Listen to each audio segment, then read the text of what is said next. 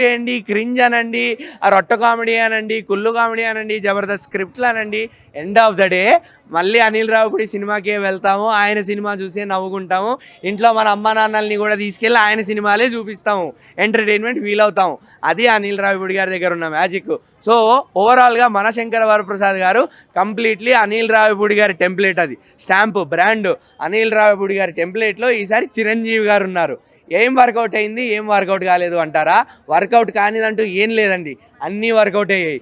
Work out అయ్యింది ఏంది, ఎందుకు ఇంత స్ట్రెస్ చేస్తున్నాను అంటే చిరంజీవి గారి డ్యాన్స్, ఆయన గ్రేస్, ఆయన స్టైల్, ఆయన డ్రెస్సింగ్, ఆయన స్క్రీన్ ప్రెజెన్స్, ఆయన కామిక్ టైమింగ్, ఆయన ఎమోషన్లో ఉండే సెంటిమెంట్, బ్రాస్ ప్రతిదీ చిరంజీవిలో ఉన్న అన్ని కోణాలని ఎక్స్ప్లోర్ చేసి అన్నిటినీ పిండి చేసి పిప్పి చేసి బ్యాన్స్ మీద వదిలేశారు.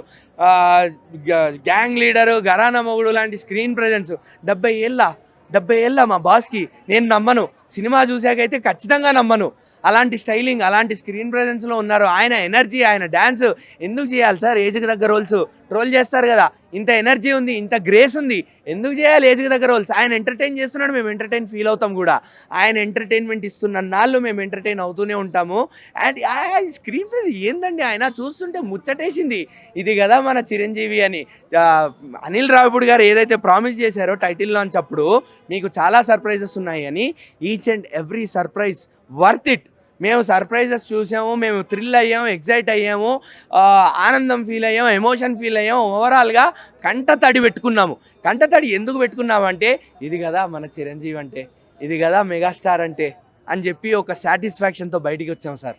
ఒక సాటిస్ఫాక్షన్తో బయటికి వచ్చాం. నేనేదో ఎలివేషన్లు ఉన్నాయి, హై ఉంది, ఓ ఓ ఓ ఫైట్లు ఉన్నాయి, ఇది కాదు. మెగాస్టార్ని ఆస్వాదించగలిగాం, ఎంజాయ్ చేసాం మెగాస్టార్ని. అది అనిల్ రావిపూడి గారి మ్యాజిక్. ఆయన చూపించారు ఫ్యాన్స్కి మెగాస్టార్ ఏంటి, మెగాస్టార్ ఎవరు, తెలుగు ఆడియన్స్కి చూపించారు. ఇంత పీక్ ఎంటర్టైన్మెంట్ ఏంటి సార్? ఫస్ట్ హాఫ్ మొత్తం పీక్ హైలో తీసుకెళ్ళిపోయారు. ఓపెనింగే hook step song. Hook step సాంగ్లో ఆయన డ్యాన్స్ స్టెప్లు ఏంటి సార్? ఎవరెవరైతే ట్రోల్ చేశారో వాళ్ళతోనే వైబ్ అయ్యేలా చేశాడు ఈ పెద్ద మనిషి అనిల్ రావిపూడి గారు.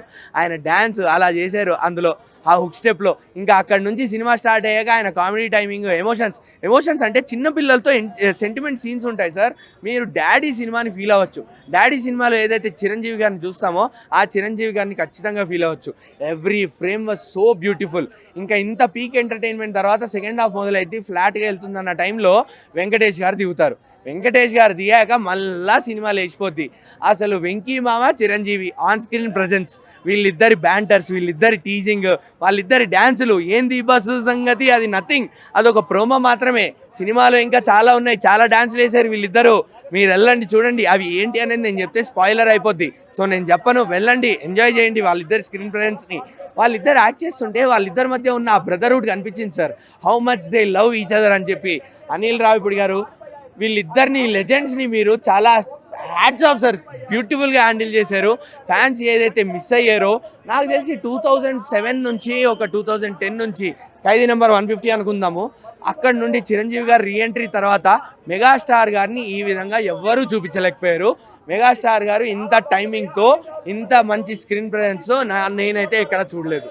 సో ఓవరాల్గా మంచి కడుపు నిండా ఒక తెలుగు